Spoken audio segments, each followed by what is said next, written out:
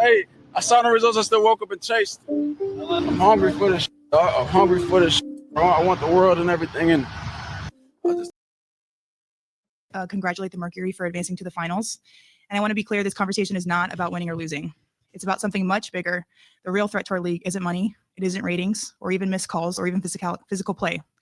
It's the lack of accountability from the league office. Since I've been in the league, you've heard the constant concerns about officiating, and it has now reached levels of inconsistency that plague our sport and undermine the integrity in which it operates. Whether the league cares about the health of the players is one thing, but to also not care about the product we put on the floor is truly self-sabotage. Year after year, the only thing that remains consistent is a lack of accountability from our leaders. Sorry, I had to walk in my boot. I'm kind of out of breath. The league has a buzzword that they've rolled out as talking points for the CBA as to why they can't pay the players what we're worth. That word is sustainability. But what's truly unsustainable is keeping a good product on the floor while allowing officials to lose control of games. Fans see it every night. Coaches, both winning and losing, point it out every night in pregame and postgame media. Yet leadership just issues fines and looks the other way. They ignore the issues that everyone inside the game is begging to be fixed. That is negligence. At Unrivaled this past February, I sat across from Kathy and asked how she planned to address the officiating issues in our league. Her response was, well, only the losers complain about the refs. I also asked how she planned to fix the fact that players like Caitlin, Angel, and Paige, who are clearly driving massive revenue for the league, are making so little for their first 4 years. Her response was, Caitlin should be grateful she makes $16 million off the court, because without the platform that the WNBA gives her, she wouldn't make anything. And in that same conversation, she told me players should be on their knees thanking their lucky stars for the media rights deal that I got them. That's mentality driving our league from the top. We go to battle every day to protect a shield that doesn't value us. The league believes it succeeds despite its players, not because of them. I have the privilege of watching my husband run a league where he has to balance 100 different things at once. I won't pretend the job is easy, but even with all of that on his plate, he always takes the time to reach out to players when he sees an injury, whether it's Unrivaled or even during the WNBA season. That is what leadership looks like. It's the human element. It's basic integrity, and it's the bare minimum any leader should embody. This year alone, I've gotten calls, texts, and well wishes from so many players across the league. Those moments remind me that sometimes there are things bigger than the results than this game we play. But do you know who I haven't heard from? Kathy. Not one call, not one text. Instead, the only outreach has come from her number 2, telling my agent that she doesn't believe physical play is contributing to injuries. That is infuriating, and it's the perfect example of the tone-deaf, dismissive approach that our leaders always seem to take. I've finally grown tired. For too long, I have tried to have these conversations in private, but it's clear there's no intention of accepting there's a problem. The league has made it clear it isn't about innovation, it isn't about collaboration, it's about control and power. I've earned this platform and I paid the price to get here, and now I have a responsibility to speak on behalf of the fans and everyone in this league that deserves better. Our leadership's answer to being held accountable is to suppress everyone's voices by handing out fines. What's good, my Souls of Thought family? It's your boy Facts Over Feelings. We doing the reaction video. As you see, this is Fee, as they called her, or Napheesa Collier. She was a member of the Minnesota Lynx. On her exit interview, she decided to spill the bean. Or in some words, people say she decided to snitch from the information that she received from the leadership and the chairman of the WNBA, Miss Kathy, which she is speaking about. I also think this was a plug to get her husband into a leadership position for the WNBA, but that's neither here or there. With that being said, I think it's very unique. I think it's very unique how women are now okay with using Caitlin Clark's name when it comes to the benefit of their own.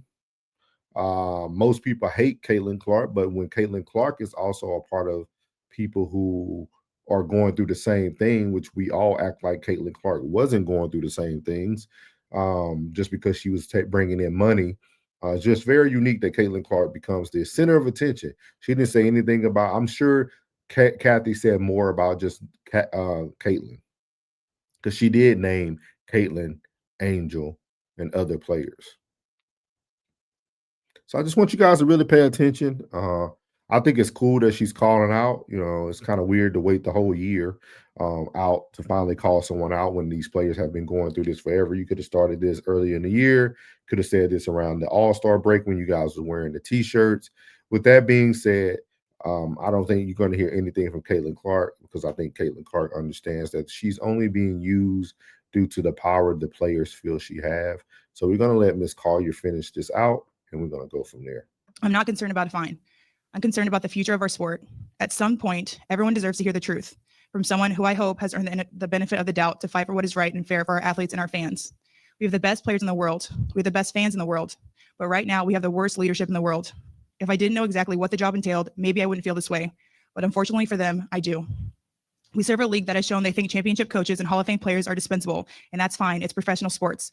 But I will not stand quietly by and allow different standards to be applied at the league level. Thank you. Yes. Again, I want to be clear. This is not about winning and losing. People, coaches, players, winning and losing are complaining about these same things. And again, the league talks about sustainability. This is about sustainability. How are you going to protect your players? How are you going to make sure that we have the best products on the floor night after night when it's so inconsistent and people are getting hurt left and right?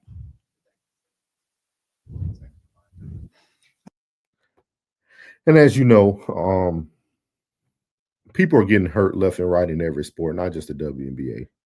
The WNBA doesn't even hold that much weight. I am a WNBA fan, but I am also a realistic fan. The WNBA doesn't drive that type of attention. Half of y'all don't even know that the Phoenix Mercury is about to play against the Las Vegas Aces. I guarantee you, anybody who's watching this video, probably 10% will know that. It's just not bringing in any views. Those games are on even on the night of Monday Night Football, where Monday Night Football is showing 2 games, having you up as late as 1 a.m. the next morning, and people are still choosing to watch that. So we're not going to sit here and act like the WNBA is something that's on the highest level or the highest checklist of most people. They're not. With that being said, I think she made it very clear, and I hope people are listening. I like to listen when I see people talk. She keeps talking about she knows what this position pertains due to her husband being in a similar position with Unrivaled, which, if you guys know, Unrivaled was also and some other things that happened in the summer where the girls were playing like 3-on-3 and 1-on-1 and stuff like that. Money was involved. So to me, this seems like also a power play to push her husband into a position into the WNBA. I think these women want more men in leadership positions because they feel like the men will then fight for the same rights as men, which I don't think that will work as well. With that being said, I don't know why you, again, hold this information tight to your chest all the way to the end of the year. It kind of makes it seem like it's about winning and losing because you're losing players. Yourself, you got hurt. A good reason why your team didn't move forward. You're one of their star players. With that being said, when you think about injuries, injuries are going rampant in every sport, NFL, WNBA, NBA. And I'm going to tell you, it's not about sustainability anymore. People need to stop overtraining.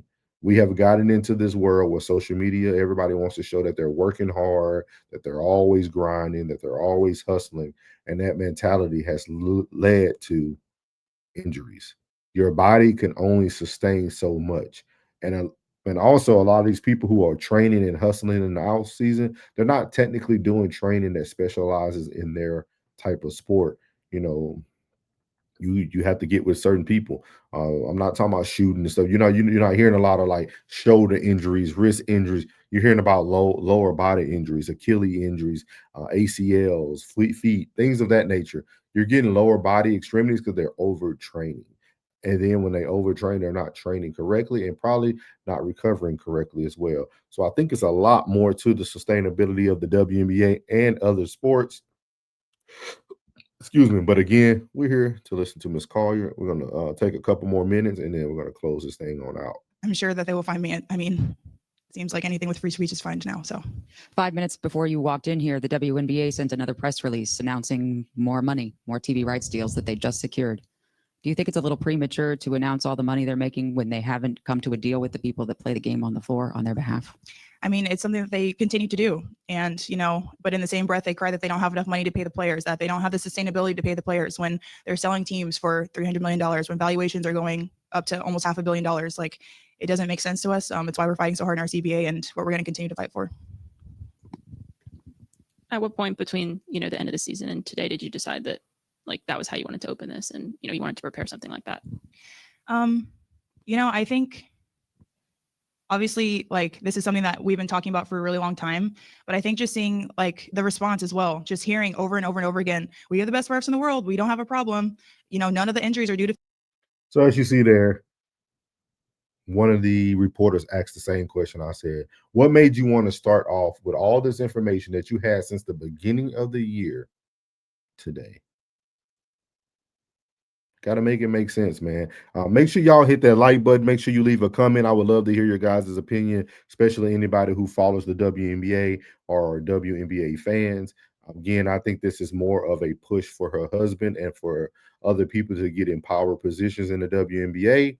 Not saying that I agree with what the leadership said, but at the end of the day, like she said, only losers complain about certain things.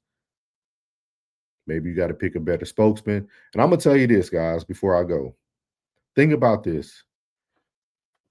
It's never Angel. It's never Caitlin.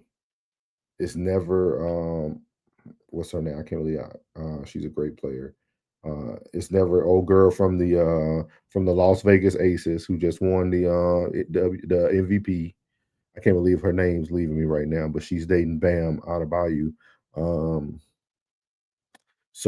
But it's just weird to me. It's never really the people who have the power to make change who are complaining. Because say what you want to say, Caitlin Clark making $16 million off the platform a year. It's a lot of money. So just think about that. And I'd love to hear your guys' comments. And like I said before, this is Facts Over Feelings, reaction videos with Souls of Thought. And your boy's out. Let go. What's good, my Souls of Thought family? It's your boy Norris, and I want to tell you before you leave this video today, I thank you from the bottom of my heart. And if you haven't already, make sure you leave a comment, hit the like button, share this content, and make sure you hit that subscribe button as well. And as I leave every video, God loves you, which is most importantly. I love you. You're beautiful, and your boy's out. Let go. Yeah.